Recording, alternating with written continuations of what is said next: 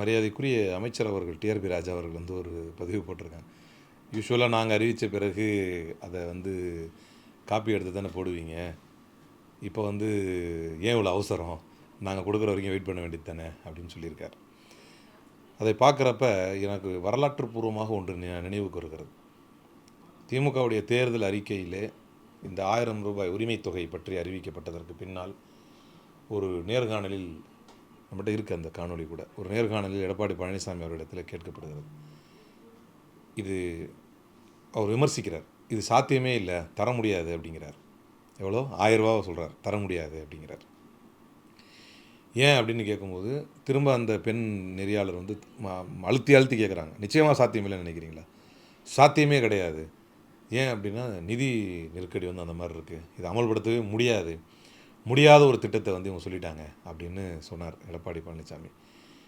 அதற்கு பிறகு 5 ஆண்டுகளில் அதை முடியும் என்று ஆக்கி, அதை சாதனை திட்டமாக ஆக்கி, அந்த சாதனை திட்டத்தை, அந்த உரிமை தொகையை இந்தியாவில் இருக்கக்கூடிய இன்ன பிற மாநிலங்கள், குறிப்பாக ரேவடி கல்ச்சர், ஃப்ரீபீஸ் அப்படின்ற ஒரு கல்ச்சர் அப்படிங்கிறத வந்து விமர்சித்த நரேந்திர மோடி அவர்களுடைய பாஜகவினுடைய மத்திய பிரதேசத்திலாகட்டும், மற்ற மாநிலங்களுடைய தேர்தலிலாகட்டும், உத்தரகாண்டிலாகட்டும், எல்லா தேர்தல் நேரங்களிலும் மகாராஷ்டிரா வரைக்கும் இந்த உரிமை தொகையை வேறு பெயர், லாட்லி பெஹனா, லடிக்கி பெஹனா அப்படின்னு வேறு திட்டங்களில் சொல்லி அறிவித்து, இன்றைக்கு அது கடைசியாக இப்போ பீகாரில் 10,000 ரூபா முதற்கொண்டு பெண்களுக்கான தொகை அப்படின்னு கொடுத்து, இன்றைக்கு இந்தியாவிற்கே மிகப்பெரிய முன்னுதாரணமாக இந்த மகளிர் உரிமை தொகையை முதல்வர் அவர்கள் தன்னுடைய தேர்தல் அறிவிப்பில் கொண்டு வந்தபோது அது சாத்தியமே இல்லாத ஒன்று என்று சொன்ன எடப்பாடி பழனிசாமி அவர்கள் இன்றைக்கு தேர்தல் அறிக்கையை வெளியிடுறதுக்காக ஒரு சில அறிவிப்புகளை மட்டும் கொடுக்குறேன் அப்படின்னு சொன்னபோது பத்திரிகையாளர் இன்றைக்கும் கேட்குறாங்க, சாத்தியம் இல்லாத ஒன்றுன்னு சொன்னீங்களே, எப்படி இதை நடத்துவாங்க அப்படின்னு கேட்கும்போது விளக்கம் கொடுக்குறாரு. நாங்கள் விட்டுட்டு போகும்போது கொரோனாக்கு 40,000 கோடி செலவு பண்ணி 5,18,000 கோடி நாங்கள் வந்து விட்டுட்டு போனோம், இப்போ வந்து 5,05,000 கோடி தான் வந்து இருக்குது அப்படிங்கிறார். அப்போ இதே நிதிநிலை இவர் எவ்வளோ விட்டுட்டு போகிறாரு அப்படிங்கிறது, இது சாத்தியமே படுத்த முடியாது என்று சொன்னாரே, அப்போ தெரியாது அவருக்கு? அப்போ முழுக்க திமுகவின் தேர்தல் அறிக்கையை காப்பி அடித்து திமுகவுடைய வெற்றி எதில் இருக்கிறது என்பதை தெரிந்து, இப்போ அந்த உரிமை தொகையோடு நிறுத்தியிருந்தால் பரவாயில்ல, அந்த உரிமை தொகையை 2,000 ஆக்குறாரு இப்போ. அப்போ அதே எடப்பாடி சாத்தியம் இல்லை, நாங்கள் விட்டுட்டு போனதை விட கம்மியாக தான் இப்போ வந்து திமுக அரசு செஞ்சிகிட்டு இருக்குது அப்படின்னு சொன்ன நிதியை வைத்துக்கொண்டு, அன்றைக்கு சாத்தியம் இல்லை என்று சொன்னவர் திமுக ஒரு கால் விட்டுட்டு போகுது அப்படின்னு சொன்னால், இவரே ஒரு சொல்கிறார், இவர் வாக்கின்படி ஜெயிக்கிறார் அப்படின்னா, இதை இவரால் எப்படி நடைமுறைப்படுத்த முடியும்? இது கேள்விக்குரிய ஒன்று தானே, கேள்விக்குரிய ஒன்று தானே. அதுவும் 1000 ரூபாய் இல்லை, 2,000 ரூபாய். இப்போ இதை சாத்தியப்படுத்த முடியுமா இவரால்? அதுவும் வீடு கட்டி தருவேன் என்கிறார். நிதிநிலை இவ்வளோ மோசமாக இருக்கிறது என்பது உண்மை என்றால், 1000 ரூபா தர முடியாது என்பது உண்மை என்றால், ரூரலில் ஒரு மாதிரி வீடு கட்டி, ரூரலில் வந்து கான்கிரீட் வீடு கட்டி தருவாராம், அர்பனில் வந்து அப்பார்ட்மெண்ட்டு கட்டி அடுக்குமாறி குடியிருப்புகளை கட்டி தருவாராம். இது எப்படி இதை சாத்தியப்படுத்த முடியும்? முதல்ல இவர் சொல்கிறது உண்மை, சாத்தியப்படுத்துறது திராவிடியன் மாடல் கவர்மெண்ட் வந்து அதை சாத்தியப்படுத்தி காட்டிருச்சு.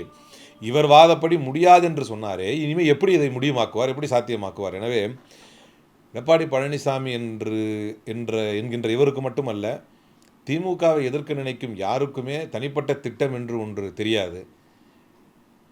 ஏற்கனவே இந்தியா முழுக்க மகளிர் உரிமை தொகையை பாஜக காப்பி அடித்துக் கொண்டிருக்கும் வேளையில், பாஜகவின் இன்னொரு முகமாக தமிழ்நாட்டில் வலம் வர காத்திருக்கும், பாஜகவை வளர்த்துவிட காத்திருக்கும் எடப்பாடி பழனிசாமி அவர்களின் இன்னொரு காப்பி அடித்தல் தான் இது என்பது என்னுடைய கருத்து.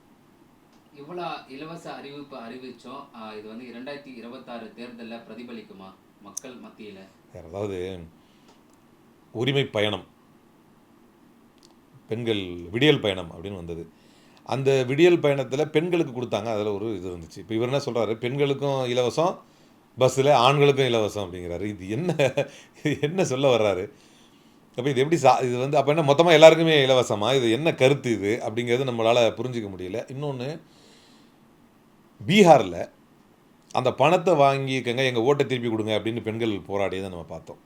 அந்தளவுக்கு என்ன சொல்கிறாங்க அப்படிங்கிறத விளங்காமல் ஓட்டு தருவதற்கும் வாக்களிப்பதற்கும் இது வடநாடு அல்ல, இது பெரியார் மண். மீண்டும் பதிய வைக்கிறேன், இது பெரியார் மண், இது சமூக நீதியின் மண், இது விழிப்புணர்வின் மண். வாக்குறுதிகளையும் மக்கள் எப்படி நம்புவார்கள் என்றால், அதை யார் தருகிறார்கள் என்று சொல்லித்தான் அந்த வாக்குறுதியை மக்கள் நம்புவார்கள். அறிவுசார் பகுத்தறிவு சமூகம் ஒருபோதும் இனி எத்தனை வாக்குறுதிகள் இவர்கள் கொடுத்தாலும் நரேந்திர மோடியின் வாக்குறுதியை பார்த்தவர்கள், இதே எடப்பாடி பழனிசாமி இந்த திட்டத்தை நிறைவேற்ற முடியாது என்று சொன்னதையும் பார்த்தவர்கள். எனவே எதையுமே தமிழ்நாட்டு மக்கள் ஏற்க மாட்டார்கள். எடப்பாடி பழனிசாமி அவர்களையும் பாஜக கூட்டணியில் இருக்கும் அதிமுகவையும் முற்றிலுமாக முழுவதுமாக மக்கள் நிராகரிப்பார்கள். இவ்வளோ கடன் சுமை இருந்தும் பல்வேறு இலவச அறிவிப்புகள் அறிவிக்கிறாங்க. இது அரசியல் மத்தியில் எவ்வாறு இருக்கும்? வரக்கூடிய தேர்தலை இது எப்படி எடுத்துக்கொள்வாங்க? இது சாத்தியமாக இருக்குமா அது? 100 நாள் வேலை திட்டத்தை கொச்சைப்படுத்தி சிதைத்து அதை 100 நாள் வந்து 125 நாளாக மாற்றுவோம் அப்படின்னா நாங்கள் 150 நாளாக மாற்றுவோங்கிறாரு. இப்போ 100 நாள் வேலை திட்டத்தை பெயர் மாற்றம் செய்தது அப்போ ஏதாவது ஒரு பேசினாரா? இதில் ஏதாவது ஒரு அதுக்கு கருத்து தெரிவித்தாரா? அப்போ பல்வேறு விஷயங்கள் இவரிடத்தில் கேள்வி கேட்டப்பட்ட போது சொல்லியிருக்காரு. இவர் நான் இப்போ தான் வந்திருக்கிறேன், நான் பார்த்துட்டு சொல்கிறேன் அப்படிலாம் சொல்லியிருக்காரு. அந்த அளவுக்கு அரசியலில் அவுட்டேட்டடாக இருக்கக்கூடிய எடப்பாடி பழனிசாமி அவர்கள் நீங்கள் கேட்ட கேள்வியின்படி இதையெல்லாம் அவர் கவனித்திருப்பார், இதையெல்லாம் அவர் சிந்தித்திருப்பார், இந்த நிதி நிலைமையை எப்படி சமாளிக்க வேண்டும் என்று யோசித்திருப்பார். அவ்வளவு ஏன், துள்ள துடிக்க கிள்ளுக்கீரையைப் போல குருவி சுடப்படுவதைப் போல மக்கள் ஸ்டெர்லைட் ஆலைக்கு எதிராக போராடிய போது, கொல்லப்பட்ட போது நான் நியூஸ் பார்த்து தான் அந்த செய்தியை தெரிஞ்சுக்கிட்டேன் என்று சொன்ன எடப்பாடி பழனிசாமி அவர்கள் இந்த நிதிநிலையை பற்றியும் அது எப்படி சமாளிக்கப்படும் என்பதை பற்றியும் அறிந்துதான் இந்த அறிவிப்பை திறந்திருப்பார் என்று நீங்கள் நினைத்து கொண்டு என்னிடத்தில் கேள்வி கேட்பது நகைப்புக்குரியது. இப்போ என்ன இது எப்படி சொல்லணும்னா, திமுக அரசு பல்வேறு அறிவிப்புல அறிவிச்சாங்க. அதையும் இப்போ எடப்பாடி பழனிசாமி காப்பி அடிச்சு கொடுத்துருக்காருன்றாங்க. 100 நாள் வேலை திட்டத்தை 150 நாளாக மாற்றிருக்காரு. இது மத்தியில் வந்து பேரை மாற்றினாங்க. அப்போ எதுவுமே சொல்லாத எடப்பாடி பழனிசாமி இப்போ 150 நாளை அறிவிச்சிருக்காரு. இது எப்படி இருக்கும்? அதுதான் இப்போது சொன்னேன் இல்லையா, முதல்ல அவருக்கு பெயர் மாற்றத்தின் போதோ அதில் உள்ள செயல் திட்டங்கள் மாற்றப்பட்ட போதோ அதில் இருக்கிற காந்தி பெயரில் உருவாக்கப்பட்டது எதுக்கு இந்த மாதிரி பெயர் மாற்றப்படுகிறது என்பது பற்றியோ எந்த கேள்வியுமே கேட்காத அவர், எம்என்ரேகா எதற்காக செயல்படுகிறது, எப்படி அது வந்து வெற்றிகரமாக அமுல்படுத்தப்படுகிறது என்பதை பற்றியே புரியாத அவர் என்ன நினச்சிக்கிட்டார் அப்படின்னா, அவர் நினச்சிக்கிட்டார் ஒரு கவர்னன்ஸ்க்காகவும் இவர் மேலே இருந்த ஆன்டி இன்கம்பன்சிக்காகவும் தான் மக்கள் இவரை வந்து தூக்கி எறிந்தார்கள். அது ஸ்டெர்லைட் ஆனாலும், மாநில உரிமைகளை வந்து சரணடைய வைப்பதாக இருந்தாலும், உதயமின் திட்டமாக இருந்தாலும், நீட்டாக இருந்தாலும், இன்னும் பிற மாநில உரிமைகள் சார்ந்த விஷயத்தை வந்து பறிகொடுத்து விட்டு முழுக்க முழுக்க கைகொட்டி வாய்புத்தி ஒன்றிய அரசுக்கு அடிமை சாசனம் எழுதி கொடுத்து மாநிலத்தினுடைய அனைத்து உரிமைகளையும் பறிகொடுக்க வைத்து விட்டு அதுக்கப்புறம் ஒரு டைலாக் ஒன்று அடித்தார். நீட்டு ரகசியம் சொல்கிறேன் நீங்களே, அது என்ன ஆச்சு அப்படின்னா, அந்த நீட்டை இன்றைக்கி ஒரு சின்ன குழந்தைய கூப்பிட்டு கேட்டால் கூட சொல்லும், அந்த நீட்டை இல்லாமல் ஆக்குவதற்கு திமுக முயற்சி எடுத்ததா இல்லையா, முழு முயற்சி எடுத்ததா இல்லையா அப்படின்னா சின்ன குழந்தை கூட சொல்ல ஆமாம் எடுத்தாங்க அப்படின்னு. அதை எதையுமே எடுக்காத நீங்கள் முயற்சி எடுத்ததா அப்படின்னு கேள்வி கேட்குறது எப்படி நியாயமாகும்? அப்போ உங்களுக்கு ஒன்று புரியுது, அது தப்பு தான். இப்படி மாநில உரிமைகளை விட்டு கொடுத்த வரலாற்றுக்கு சொந்தக்காரர் பழனிசாமி அவர்கள். இதனால் தான் மக்கள் அவரை வெறுத்தார்கள். மாநில உரிமைகளையும் விட்டுத்தராமல் சர்வ சிக்ஷா அபியானில் வந்து எஸ்எஸ்ஏவுடைய நிதியை மும்மொழி கொள்கையை ஏற்றால் தான் தருவேன் என்று சொன்னால், அப்படிப்பட்ட கொள்கை முரணான ஒரு கொள்கையை ஏற்றுத்தான் உங்கள் பணத்தை பெற வேண்டும் என்று அவசியமில்லை என்று ஒன்றியத்துக்கே சவால் விட்டு இன்றைக்கு ஒரு மாநிலத்தினுடைய நிர்வாகத்தை வெற்றிகரமாக நடத்தி கொண்டிருக்கும் ஒரு முதல்வரையும் பார்க்கும் மக்கள் ஸ்டெர்லைட்டிலிருந்து, நீட்டிலிருந்து, உதயமின் திட்டத்திலிருந்து எல்லாவற்றுக்கும் ஒன்றிய அரசு சொல்வதற்கு எல்லாத்தையும் தலையாட்டி சிறுபான்மையினர் உரிமை என்று வந்தால் சிஏஏ போன்ற நேரங்கள்லாம் சும்மா மக்களை பயமுத்தியே இருக்கக்கூடாதுங்க இப்படிலாம் பேசினார் அவர் சட்டசபையில். இதையெல்லாம் பார்த்துவிட்டு தான் மக்கள் திமுகவை தேர்ந்தெடுத்தார்கள். ஆட்சிக்கு வந்த திமுக மக்களுடைய அனைத்து எதிர்பார்ப்புகளையும் பூர்த்தி செய்தது. தன்னால் இயன்ற அளவுக்கு அந்த நீட்டு போன்ற பல்வேறு விஷயங்களில் வந்து எதிர்த்து நின்றது, களத்தில் நின்றது. இதையெல்லாம் மக்கள் பார்த்திருக்கிறார்கள். வெறுமனே அறிவிப்புகளிலால் தான் திமுக ஜெயித்து விட்டது என்று நினைப்பது, ஆட்டோடைய சைட் மிரர் திருப்புனா வண்டி ஓடிடும் அப்படின்னு நினச்சிட்டாங்க பாருங்கள், அஜித் படத்தில் வர மாதிரி. அப்படி எடப்பாடி பழனிசாமி நினைத்து கொண்டு அறிவித்த அறிவிப்பாகத்தான் இதை பார்க்கிறேன். இறுதியாக ஒரு கேள்வி, திமுக ஆட்சி பொறுப்பேற்று பல்வேறு கட்டணங்கள் உயர்ந்திருக்கு. குறிப்பாக சொல்லலாம் மின்சார கட்டணம், விலைவாசி உயர்வு உள்ளிட்ட பல்வேறு கட்டணங்கள் உயர்ந்திருக்கு. இதுவும் இல்லாமல் இந்த இலவச அறிவிப்புனால மக்களுக்கு தானே கடன் சுமை அதிகமாக இருக்கும். இல்லை, இது திமுக அரசு வந்ததுக்கு பிறகு கட்டணங்களை உயர்த்தி இருக்கிறது என்று சொன்னால், அதை பற்றி வந்து திமுக சொல்லக்கூடிய அறிவிப்பில் இருந்தால் தான் இந்த கேள்வி வந்து நியாயமாகப்படும்.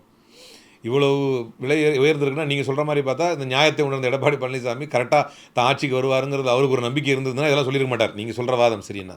ஆனால் இந்த விலை உயர்வுகள் எல்லாவற்றுக்கும் மாநில அரசே காரணம் அல்ல என்பது இதை கூர்ந்து கவனிக்கக்கூடிய எல்லாருக்கும் தெரியும். இதற்கான வரியை ஏற்றுவதில் ஒன்றிய அரசுக்கான பங்களிப்பு இருக்கிறது என்பது உங்களுக்கு தெரியும். அதே போல் ஒரு மாநில அரசுக்கான வருவாயை பிடித்தம் செய்யக்கூடிய வகையிலே ஒரு மாநில அரசுக்கு பெறப்பட வேண்டிய ஜிஎஸ்டி நிதி பகிர்விலிருந்து, ஒரு மாநிலத்துக்கு வர வேண்டிய நிதியிலிருந்து, ஒரு மாநிலத்துக்கு வர வேண்டிய கல்வி நிதியிலிருந்து, இப்படி அனைத்தையும் வைத்து ஒரு மாநிலத்தை சித்திரவதை செய்யக்கூடிய ஒன்றிய அரசுக்கு மத்தியில் இவை அனைத்தையும் வெற்றிகரமாக ஒரு மாநிலம் நடத்தி கொண்டிருக்கிறது. அதனால் ஏற்பட்ட கடன் சுமை என்று சொன்னால் அதற்கு காரணமும் கூட இன்றைக்கு அதிமுக கூட்டணியில் இருக்கக்கூடிய பாஜக தான் அதற்கு காரணம். சுற்றி வளைச்சு எப்படி பார்த்தாலும் இவங்க தான் இந்த மண்ணுக்கு எதிராக இருக்கக்கூடிய எல்லாத்துக்கும் காரணமாக இருக்கிறது யாராக இருக்கும்னா அதிமுக பாஜகவாக தான் இருக்கும். எனவே அதற்கும் பாஜகவும் அதிமுகவும் தான் காரணம் என்பதை பொதுமக்கள் அறிவார்கள்.